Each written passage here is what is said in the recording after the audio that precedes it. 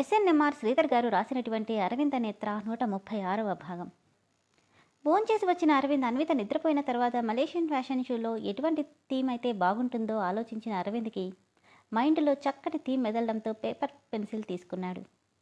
అతని మైండ్ మొత్తం కేవలం డిజైన్స్ చుట్టూ తిరుగుతుంటే అప్పుడే తన మొబైల్ రింగ్ అవ్వడంతో నెంబర్ కూడా చెడకుండా లిఫ్ట్ చేసి హలో అన్నాడు. హాయ్ స్వీట్ హార్ట్ అన్న జూలీ గొంతు వినపడ్డంతో అసహనంగా కళ్ళు మూసుకొని నుదుటి మీద వేళ్లతో రుద్దుకుంటూ, నువ్వేంటి ఈ టైంలో? పర్లేదు, నేనెవరో చెప్పకుండానే గుర్తుపట్టావన్నమాట. కమ్ ఆన్ జూలీ, మనిద్దరం చాలా సంవత్సరాలు కలిసి పనిచేశాం. ఆ మాత్రం గుర్తుపట్టకుండా ఎలా ఉంటాను? అది సరే, కానీ ఈ టైంలో ఎందుకు ఫోన్ చేశావో చెప్పు. నా రిక్వెస్ట్ని యాక్సెప్ట్ చేయమని చెప్పడానికి. చైర్లో వెనక్కి వాలుతూ, షూర్ బేబీ, బట్ ఇప్పుడు కాదు, నాకు వీలు కుదిరినప్పుడు అనగానే పడుకున్నదల్లా పైకి లేచి, ఆర్ యూ షూర్ అరవింద్? ఎందుకంత ఎగ్జైట్ అవుతున్నావు జూలీ? ఇన్ని సంవత్సరాల తర్వాత నా ప్రపోజల్ని యాక్సెప్ట్ చేస్తే ఎగ్జైట్మెంట్ కాక ఇంకేంటి?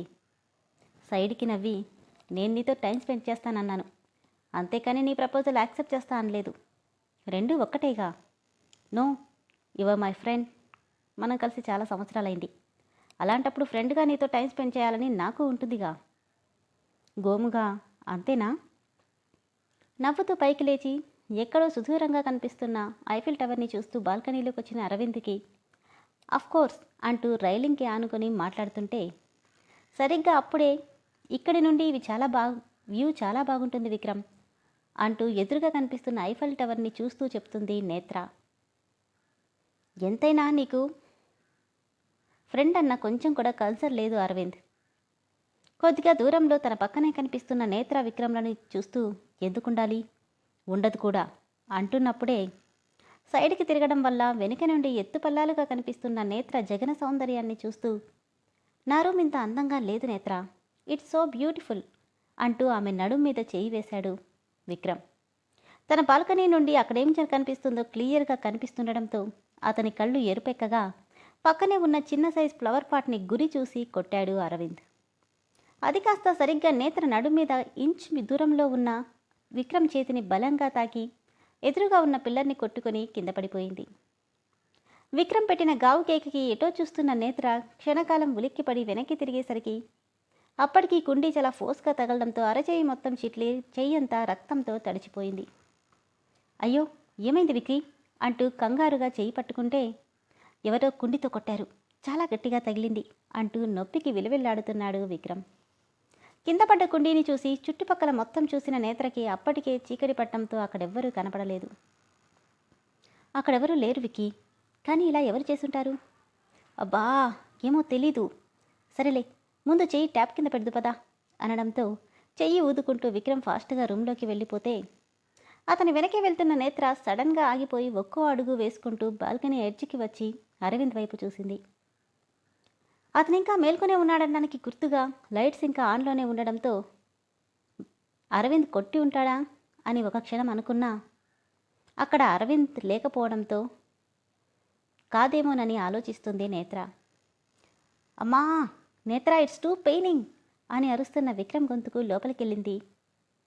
అతని చేతిని ట్యాప్ కింద పెట్టి క్లీన్ చేసి ఇమ్మీడియట్గా రిసెప్షన్కి కాల్ చేసి ఎమర్జెన్సీ కేసు కింద డాక్టర్ని పిలిపించింది నేత్ర.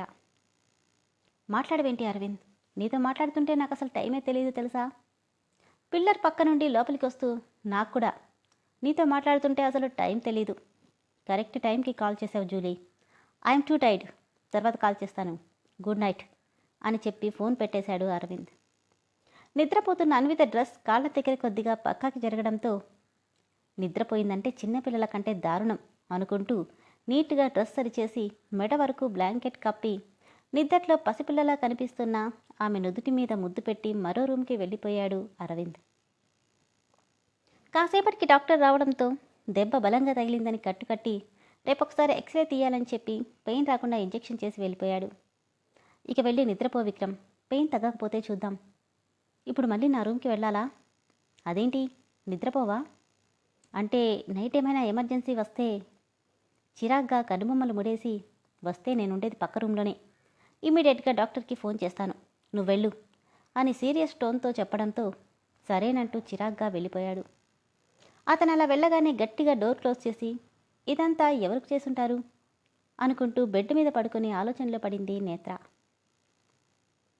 పొద్దున్నే నిద్రలేచి మీటింగ్ అటెండ్ అవుతున్న నేత్రకి నిఖిల్ నుండి కాల్ రావడంతో, హలో నిక్కీ, ఏంట్రా ఇంత పొద్దుటే చేశావు? ఏం లేదక్క, ఎలా ఉన్నావు ఏంటోనని చేశాను. నిన్న ట్రైనింగ్ ఎలా ఉంది? అంతా బాగానే ఉందిరా. ఈ ట్రైనింగ్ మలేషియన్ ఫ్యాషన్ వీక్కి బాగా యూజ్ అవుతుంది. అలాగా, వెరీ గుడ్ అక్క. సరే అయితే నాకు టైం అవుతుంది, ఈవినింగ్ వచ్చాక కాల్ చేస్తాను. అక్క 1 సెకండ్. ఏంట్రా? అది ఏంటో చెప్పు. ఏం లేదు, నాకు అన్వితో మాట్లాడాలనుంది. కూడా వాళ్ళ అన్నయ్య కూడా ఉన్నాడు, నంబర్ ఇవ్వనా? అదేంటక్క అలా అంటావు? నీ తమ్ముడు ప్రాణాలతో ఉండడం నీకు ఇష్టం లేదా? అంత మూడీనెస్లోనూ ఆ మాటకి నవ్వొచ్చేసింది నేత్రకి. మరి తనతో మాట్లాడాలంటే నన్నేం చేయమంటావు? బావగారు నీతో పాటు ట్రైనింగ్కి వస్తారు కదా, అప్పుడు రూమ్లో తను ఒక్కటే ఉంటుంది. అయితే ఎగ్జాక్ట్ టైమింగ్, రూమ్ నెంబర్ చెప్తే నేను ఒకసారి తనతో మాట్లాడతాను. వద్దు. ఎందుకు? నీకీ చెప్తే అర్థం చేసుకో. అతను అందరిలాంటివాడు కాదు.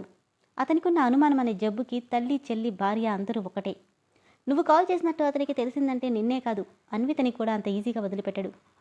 మాటలతోనూ చేతలతోనూ నరకాన్ని చూపిస్తాడు. బావ గురించి మరీ అంత నెగిటివ్గా ఆలోచించగాక, తను మరీ అంత చెడ్డవాడు కాదు.